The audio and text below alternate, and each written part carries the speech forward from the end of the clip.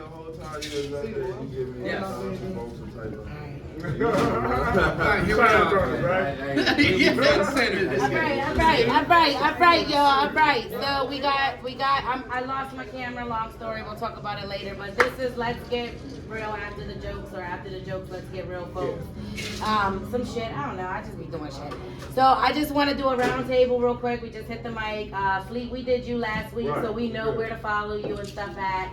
So we're gonna hit the other people that haven't hit it first, and then we're gonna do a round table. So I'm gonna start this way. Dom, where can we follow you? I'm an Instagram only kind of guy. I got it's Dom Driscoll 57. It's DOMDRISCO 57 at Instagram, and that's about it because I don't fuck with Facebook. All right. Alright, I'm your boy Zoo the A Animal. little bit more. Oh yeah.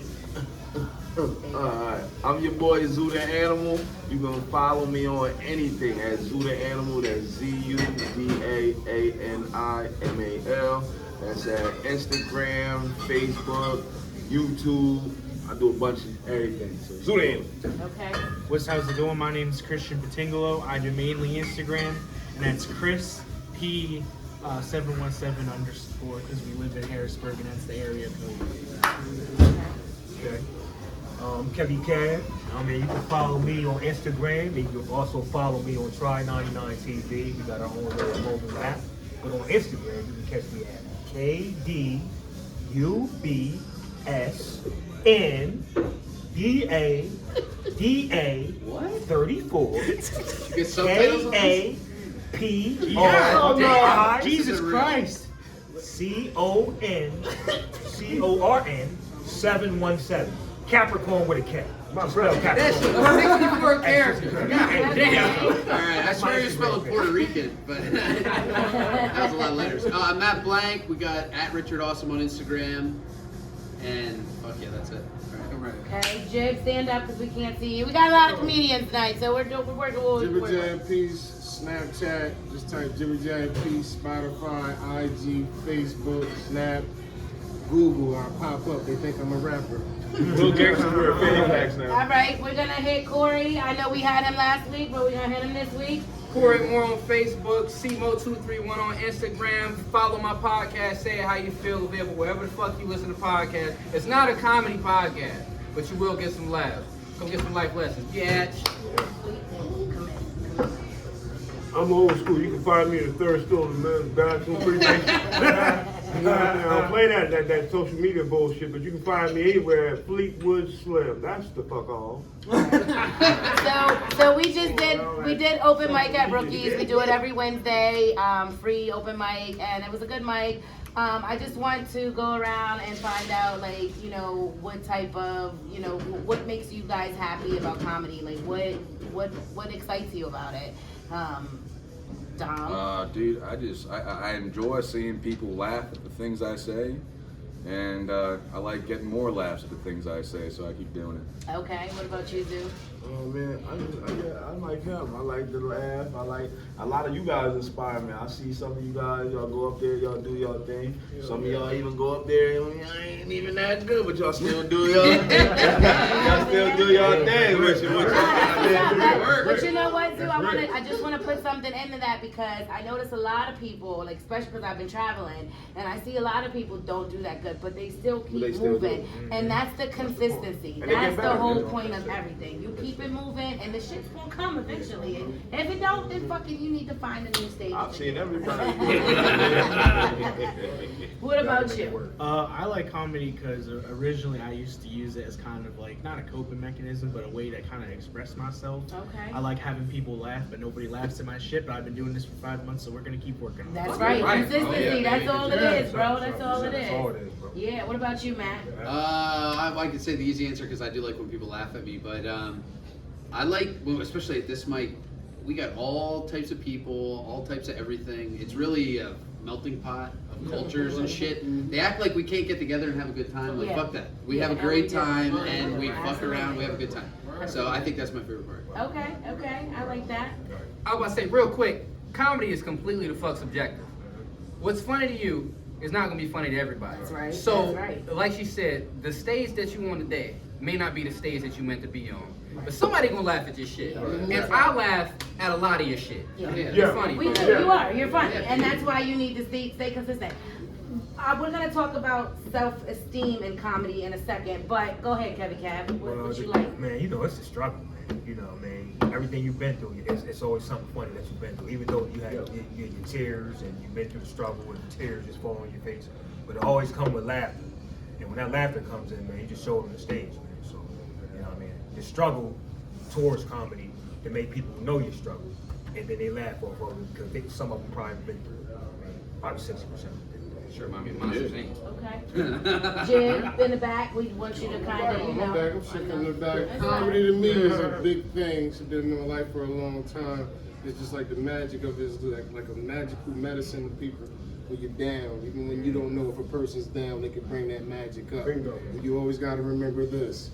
There is a school for clowns, but there's not a college for comics. So you got to be built for this. That's fact. That's fact. That's fact. All right, Fleet, what about you? The one thing I like about comedy is that it relaxes me. Okay. You know, I dig my audience, I appreciate the laughter, but it's medicine to myself, which I need. Okay. You know, it keeps me out of trouble, thinking the wrong thing. You know, it gives me something to do.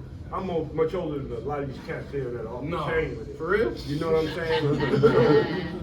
You know, that type of thing. But let me tell you something. When I first did comedy, it was at the Cracker Comedy Club in Broad Ripple, Indianapolis, Indiana. Oh wow. You know, and I got a standing ovation, my first way out the door. And I tell you one thing, man, get big-headed and all this, until the second time I went on there and went out here. I mean, literally, the next week, that turned me on. That's real. I dug that because it gave me something to fight for. Wait till next week. Right. I'm gonna rip their mouths out next week. I like that. You know, Okay. so it gives me something to do. It gives me something to strive to achieve. Right. And to feedback on that, it's funny because I was actually with Gerald Kelly last night, excuse me. And he was explaining to me, he was like, you know, they just did a Broadway show and it was fucking packed out, it was sold out. And that was their first sold out show in New York. Now his son, who was 8 years old, just killed. And he was like, they had a show offer, but small show. He didn't know if he wanted his son to do that after doing something so big. I said, wow, I didn't know comics think like that. You know what I mean? Because I'm still in the game. I'm still new in the game, so I'm not. I think if I kill a show, why wouldn't I want to do a little show? But when you get all them laughs and you know what you about to come to, it's like, am I funny, nigga? You hilarious. It's just not the room. So, Corey, what about you before we go? I gotta pay this lady. Go ahead and do that real quick. Y'all go ahead and handle that. So, big thing, you know, I love comedy, man. As somebody else said, you know, this comedy shit, it can't be on you, it gotta be in you. I'm just getting started, man. I'm new to the game, but I love it. I'm addicted. I'm hooked like a heroin addict. Like, I can't shake this shit. It just keep calling me. Just keep calling me. So I keep coming back. I love the laughs. I just love the environment. I've got nothing but love since I came in the comedy game. Nothing but love. Everybody's been super supportive, been giving me a lot of tips, a lot of tricks, and I learn from everybody that I deal with. So that's the big thing, man. It's a new chapter in this journey that you call life. Understand me. Okay. It's tell you one thing, man. It's three things. You got to be funny. You gotta write the jokes, and then on top of that, you gotta be a good, humble person. Fucking right. And you can Absolutely. do amazing things with your personality and get paid for talking one day. Yeah. And that's what I'm dreaming for. Yeah, You know? absolutely. I gotta start writing. Yeah, writing is very important. I know it's gonna go up there and It's gonna be a you before Right. you wrote, and then it's When you after write, wrote. you can actually tell when someone's writing. Like I personally, I want to just be me. Fuck it, let me flow. That's what I thought I was doing. And then it was like, no, bitch, you gotta write. But I ain't signed up for this shit. I'm not writing Where the anyway. money come from, right? But once when I started writing, I ended up getting addicted to that shit. I gotta write. I wake up at 6 o'clock in the morning. First thing I do when I get out of my bed is I write. I write. I go right to that kitchen table and I write. And now this week has been so busy, I have not had a chance to write. I feel bad. I feel like, oh my God, I'm a bad comic. I don't know my jokes. I got a whole set that I got together, but I still need to write. And I now I'm like, Sunday, I don't want to be bothered. Phone's on do not disturb, and I'm writing. It's as much work as you put into it, you will reap the benefits of, man. It's literally. I would say that's the You big gotta thing too put about time in to have good time on stage. About writing. You know, you sit down and you write and you work your writing shit out, and you know you always got something. Like when you test it out, it's gonna hit. Right. Test it out a few times, it's gonna hit. Okay, so I know now if I'm ever in a jam, You know what I know where I can go to pull something out to get a guarantee. For Like, sure. At least one, because that's all you really want. For sure. If you could get one in the back of the room, it's just gonna spread. So you write them down, you memorize them, and you always got one in the chamber. And you record your sets and you review what worked Every and what fucking didn't set. work. And then you just mature your own comedy through what your own from your mistakes. Excuse me, like this Stop brother over here said, excuse me, he said he doesn't write. When you were a kid and you was in high school, you had to write the term paper, you had your subject, the body, and the conclusion, right? Okay, the subject and whatnot, you make sure they shut the fuck up, listen to what you got to say. The body, you got three subjects in there, rip them out with them 3 subjects. The last one, make sure you don't never forget shit. You know, I do it with Never Forget Me because I always have the adult poems. You know, I never she gave that bitch no dick, Las Vegas Christmas. Those are all mine. That's at the end of my show. That's what I'm known for. So have your own niche, but write, my man. Write. And you'll figure it out. And I'm still uncomfortable with writing. Like you just broke it down. So I can't wait to run this video back and be like, okay, subject, 3 topics, conclusion. That's just one way. I can't No, like- because it's topic, act out, or they, you know, hard and all types of fucking weird shit. Yeah. I don't know the formula. I don't know the formula, but I do basic for me. it. I do the formula, but I don't know it. So when I write to try to find that shit. And when I do, sometimes it's easy, but I'm fucking up. And then you find So you work, like you do a lot. So how do you prepare for a show? I know my set now because I do it so Do you ever much. practice your set like just you in the mirror, or is it just you working out these mics? I write and I hit the mics. I hit the mics and I write. And usually I write my jokes. So like I know my set, but then I just go back in and I just rewrite it. And I don't write the whole thing. I just write the topic and then I go down to my main hitters that I don't want to forget. And then I go from there. But I don't like doing that. 'Cause it just I feel like I want to write the whole thing out, but that's taking too much time because I'm not gonna say all that shit anyway. So, but now I'm learning on how to. So when I say I'm uncomfortable, I don't know what the fuck I'm doing. I can't say that no more because I do write, and when I do write, it makes it better for me. So immediately, like if I'm at a show out of town and I know I'm coming in with my set, but in the beginning of that, I need to pay attention to the room and what they laughing at. So now I'm writing that down.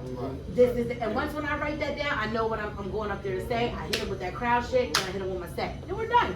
We're See, done. like, what I started doing being new to the game is when I come in, like if somebody tell me like this is gonna be a paid fucking gig, like you're coming here to do comedy, you got 10 minutes, I work my set out in the mirror. Right. The week before my show, I'm in the mirror every day working. I never did that. I'm afraid to do that. I'm working. I'm very afraid because to if do I that. laugh here, I'm afraid if to I do can that. stop and be like, okay, that was kind of funny. I'm afraid You to know, do that. I know that at the show because all this shit I already worked out at the open mic any fucking way. Right. So working that shit in front of the mirror, it just makes it so when I'm on stage, I know where I'm headed next. I know what I'm leading into. I know where I'm I going. like that because I'm gonna try to do And that. always, Come on. and always have a counter joke. Have a counter joke for the crowd. Because it's like when you have a counter joke, they hit them back. When I hit them like, all right, damn, Tyler Perry got a lawsuit. Oh, it's Medea. It's the same person. Just like wake them the fuck up. Right, It's right. a counter to get back to the show. Right, That's just gotcha. real shit. Gotcha. Okay. Yeah, like I said, my biggest thing was writing because a lot of times I do go on freestyle, or I'll memorize, like say something hit, like a joke hit or something like that. I'll memorize what I said for that one, and then I might use it on the, you know what I mean, add it on. But I've never sat down per se and write. You know what I mean, these guys put me on Comedy, to be honest. The Hyenas the ones who put me on, so I mean, I just started working out. I've seen all y'all grow. Okay. I just hit a year, right? Mm-hmm. Writing a joke, it's 3 parts. You got the premise, that's what the fuck you're talking about. Topic. You got the setup, how am I gonna make this funny? And then your punchline, it's what's funny. All right, that's it right there. You want to smash as much information as you can into about 3 solid parts, and that's your joke. And you gotta be able to fill out time after that. I don't agree. You don't agree? No. You let me tell you something. No, That it's all right. premise and the punchline thing. And that's what I'm struggling with. No, let me tell you something. Yeah. God damn it, you just said the first thing you gotta do funny, second thing you gotta do that and that. Them 3 things, you said, let me tell you something. Nigga, live life. Go out and live life. Now, you say you got arrested or somebody had a DUI. Well, how did it go down? How did it really go down? We want to know that. Yeah. You know what I'm saying? Because it's Thank fun. you. Exactly. Yeah. You gotta believe in your goddamn self. If you don't believe in yourself, oh, you shouldn't even be here. Don't even try it. You should not even be here at all. You don't believe in yourself. Period. Believe Well, that. Mike, I treat it like I'm in the booth, like I'm Jay-Z. Right? Hold on. Right? Record, perform. WRP. All right. So you got to think about it like when there's a crowd in the audience, and I've only ever been through like Harrisburg and stuff, so I've never really traveled. I've never really done these shows. I've really only done open mics. The whole thing about it is like crowds come to laugh. Yeah. They will understand what you're trying to say, and if you can adjust yourself to that, you'll kill every time. Yeah, It you doesn't. will. But the thing is that you still gotta write. You still gotta grind it out. You still gotta figure out your voice. But the biggest thing in this, because we're about to end it, we done went 15, 16 minutes, but this is good. This is good information. We're gonna post it. It's gonna be on YouTube, and this is, we're just doing this after the mic. We're gonna do this every Wednesday.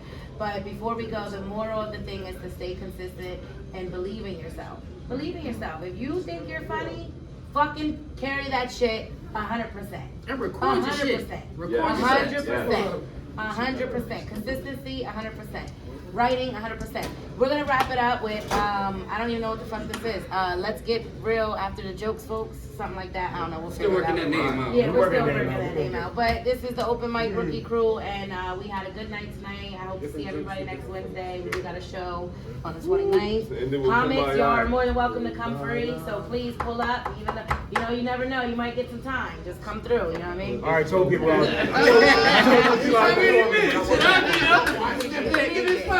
Hello.